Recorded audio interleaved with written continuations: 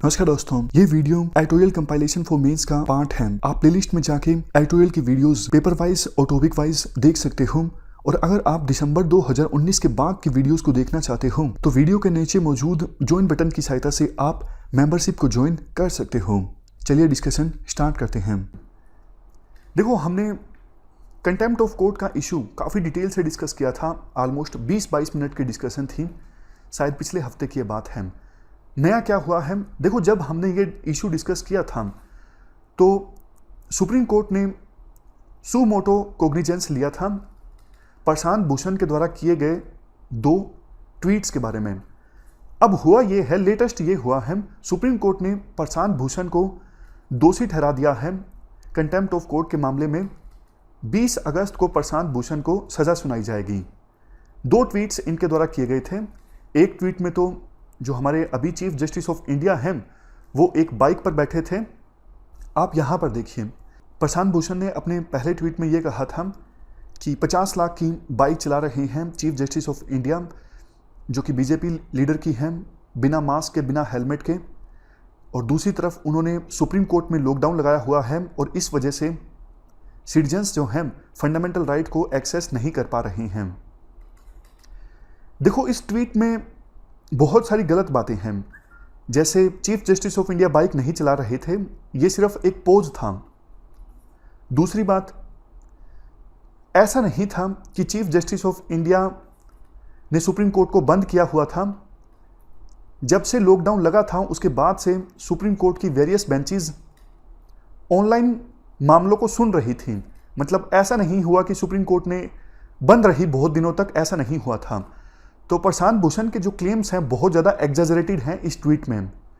और दूसरा ट्वीट एक प्रकार से आरोप था पिछले 4 चीफ जस्टिस ऑफ इंडिया पर, जिन्होंने अपना रोल ठीक से प्ले नहीं किया और इस वजह से पिछले 6 सालों में जो डेमोक्रेसी है वो डिस्ट्रॉय हो गई। तो ये 2 ट्वीट्स थे जिनको लेके सुप्रीम कोर्ट ने सुमोटो संज्ञान लिया था और अब प्रशांत भूषण को दोषी पाया गया है सुप्रीम कोर्ट के द्वारा जुडिशरी की डिग्निटी को हर्ट करने का। सजा सुनाई जाएगी 20 अगस्त को। आर्टिकल में देखो ये बोला जाता है, ये बात सच है कि प्रशांत भूषण के जो क्लेम्स हैं वो सारे सच नहीं थे, बट ऐसी बातें तो जो रिटायर्ड जजेस हैं उनके द्वारा भी बहुत बोली गई हैं। जैसे देखो, एक जज हैं AP शाह, उनके द्वारा बहुत क्रिटिसिज्म भरी बातें बोली गई हैं जुडिशरी के अगेंस्ट। इवन सुप्रीम कोर्ट के 4 जो सीनियर जजेस थे चीफ जस्टिस ऑफ इंडिया को छोड़ के, वो उस समय के चीफ जस्टिस ऑफ इंडिया दीपक मिश्रा के खिलाफ आ गए थे। उन्होंने बहुत सारी बातें बोली कि एग्जीक्यूटिव के दबाव में चीफ जस्टिस ऑफ इंडिया काम कर रहे हैं, वो मास्टर ऑफ रोस्टर को गलत ढंग से इस्तेमाल कर रहे हैं। बहुत सारा क्रिटिसिज्म किया गया था, लेकिन तब कोई कंटेम्प्ट ऑफ कोर्ट नहीं लगा। आर्टिकल में देखो ये भी बोला जाता है कि जजेस के जो शोल्डर्स हैं वो इतने चौड़े होने चाहिए कि इस प्रकार की बातों को इग्नोर कर दें। इंडिया के जो सुप्रीम कोर्ट है, इंडिया की सुप्रीम कोर्ट की बहुत ज़्यादा इज्जत है, बहुत ज़्यादा ज़बरदस्त कई सारी जजमेंट्स इंडिया की सुप्रीम कोर्ट के द्वारा दी गई हैं। बट इस प्रकार से किसी वकील के खिलाफ कंटेम्प्ट ऑफ कोर्ट की जो प्रोसीडिंग है वो स्टार्ट करना, अपने आप से दोषी ठहराना और अब सज़ा दी जाएगी, इससे बल्कि जो इंडिया की सुप्रीम कोर्ट है उसकी इज्जत कम होती है। इसके अलावा भी सुप्रीम कोर्ट पर बहुत सारे आरोप लगे हैं पिछले कुछ सालों में कि सुप्रीम कोर्ट जो है अपनी ड्यूटी को ठीक से नहीं निभा रहा है। जैसे एग्जाम्पल दिया जाता है आर्टिकल 370 का। आर्टिकल 370 से संबंधित जो केसेस हैं वो 1 साल से ज़्यादा वक्त हो गया पेंडिंग है, जबकि सुप्रीम कोर्ट ने कुछ ऐसे मामलों को ज़्यादा प्रायोरिटी दी है वो इतने इम्पोर्टेंट नहीं हैं। कहा जाता है जैसे यही केस, प्रशांत भूषण का जो केस था वो इतना इंपॉर्टेंट नहीं था जितना कि और बहुत सारे जो मामले हैं फिलहाल पेंडिंग हैं। हमारी जुडिशरी को बिल्कुल इंडिपेंडेंट काम करना चाहिए, बिना एग्जीक्यूटिव के दबाव में आए, जैसी परिकल्पना हमारे संविधान निर्माताओं ने करी थी। और डेमोक्रेसी देखो चलेगी भी ऐसे, रूल ऑफ लॉ ऐसे ही इंप्लीमेंट होगा। डेमोक्रेसी 3 पिलर्स पर टिकी हुई है, तीनों का एक दूसरे पर चेक्स एंड बैलेंस है। बट एक पिलर अगर टूट जाता है या फिर दूसरे पिलर के आगे घुटना टेक देता है तो छत जो है वो गिर जाएगी, यानी हमारी डेमोक्रेसी को नुकसान पहुंचेगा। ये हमने आर्टिकल डिस्कस किया कंटेम्प्ट ऑफ कोर्ट से संबंधित। अब लास्ट में एथिक्स का छोटा सा पोर्शन देख लेते हैं। काफ़ी बार देखो यूपीएससी डिफरेंस के बारे में पूछ लेती है अकाउंटेबिलिटी और रिस्पॉन्सिबिलिटी के बीच में। दोनों सेम सी लगने वाली टर्म्स हैं तो काफ़ी बार कन्फ्यूजन आ जाती है। कई बार हम समझते हैं बट लिखना भी मुश्किल हो जाता है। तो ये डेफिनेशंस आप याद कर सकते हो, एग्जाम्पल्स के साथ डिस्कस करते हैं।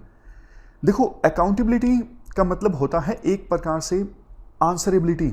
आप कोई डिसीजन लेते हो, आप कोई एक्शन लेते हो, तो जो भी आपने डिसीजन लिया है, जो भी आपने एक्शन लिया है, उसके फाइनल कंसिक्वेंसेस जो भी होंगे उसके लिए आपको जवाब देना पड़ेगा, आपकी आंसरेबिलिटी होगी। ये मतलब होता है अकाउंटेबिलिटी का।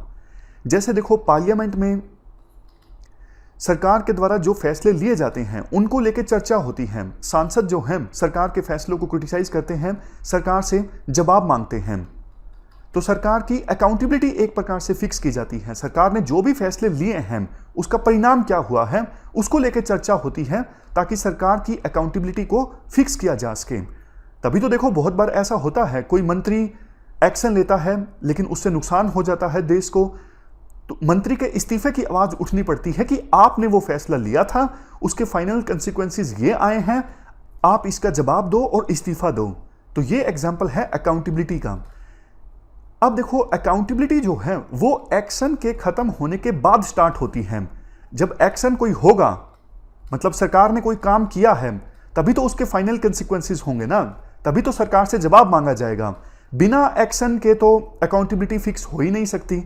लेकिन इसका उल्टा रिस्पॉन्सिबिलिटी जो है वो एक प्रकार से ऑब्लिगेशन है कि आप जो असाइन टास्क है उसे कंप्लीट कीजिए, आपकी जो ऑब्लिगेशन है उसे फुलफिल कीजिए। मैं आपको एग्जांपल देता हूं। सरकार को देखो हमने चुना है विकास करने के लिए, बेसिक मूलभूत सुविधाएं प्रोवाइड करने के लिए, तो ये सरकार की रिस्पॉन्सिबिलिटी बनती है कि सरकार बेसिक एमिनिटीज जनता को प्रोवाइड करे। समझ गए? मतलब हमने सरकार को एक टास्क दिया है कि आपको ये काम करना है, तो सरकार की ये रिस्पॉन्सिबिलिटी है, जिम्मेदारी है कि जो टास्क दिया गया है जनता के द्वारा सरकार को उस टास्क को पूरा करें। तो ये क्या है? रिस्पॉन्सिबिलिटी एक प्रकार से ऑब्लिगेशन है किसी असाइन टास्क को पूरा करने की। जैसे देखो आपने अपने विधायक को चुना है, आपके विधायक की ये रिस्पॉन्सिबिलिटी है कि आपकी आवाज असेंबली में या फिर संसद में पहुंचाए। मतलब विधायक है तो संसद में नहीं पहुंचाएगा, असेंबली में ही पहुंचाएगा। समझ गए? तो ये फर्क है। रिस्पॉन्सिबिलिटी एक प्रकार से पर्सन को ओब्लाइज करती है कि जो टास्क आपको दिया गया है वो टास्क आप कंप्लीट कीजिए, जबकि दूसरी तरफ अकाउंटेबिलिटी टास्क खत्म हो जाने के बाद आंसर मांगती है कि आपने जो एक्शन लिया था, टास्क आपने कंप्लीट किया है, उसके ये परिणाम निकले हैं, तो आप जवाब दीजिए कि आपने ऐसा क्यों किया। तो ये तो आपने पूरा कंसेप्ट समझ लिया। अब लिखने के लिए कुछ पॉइंट्स लिखने हो तो आप ये पॉइंट्स लिख सकते हो। अकाउंटेबिलिटी देखो एक फॉर्मल कंसेप्ट है, ये इनफॉर्मल कंसेप्ट है, क्योंकि रिस्पॉन्सिबिलिटी एक प्रकार से मोरल और एथिकल होती है। अब सरकार नहीं भी काम करेगी तो ऐसा नहीं है ना कि कोई कार्रवाई हो जाएगी सरकार के खिलाफ। अगले 5 साल बाद जब इलेक्शन होंगे तो आप नहीं चुनिएगा, क्योंकि आपको पता है कि सरकार ने अपनी मोरल और एथिकल रिस्पॉन्सिबिलिटी को प्ले नहीं किया है। लेकिन अगर देखो कोई गलत काम सरकार कर देती है, मतलब सरकार में बैठे जो लीडर्स हैं या फिर ऑफिशियल्स हैं कुछ ऐसा कर देते हैं जिसके परिणाम गलत निकलते हैं, तो फिर उनके खिलाफ लीगल कार्रवाई भी तो हो सकती है ना। तो अकाउंटेबिलिटी एक प्रकार से लीगल एंड प्रोसीजरल एस्पेक्ट से जुड़ी हुई है, जबकि रिस्पॉन्सिबिलिटी मोरल और एथिकल एस्पेक्ट से जुड़ी हुई होती है। अकाउंटेबिलिटी स्टार्ट होती है डिसीजन के बाद, लेकिन जो रिस्पॉन्सिबिलिटी होती है वो डिसीजन से पहले स्टार्ट होती है। बल्कि रिस्पॉन्सिबिलिटी का मतलब ही ये है कि आप डिसाइड कीजिए, आप काम कीजिए।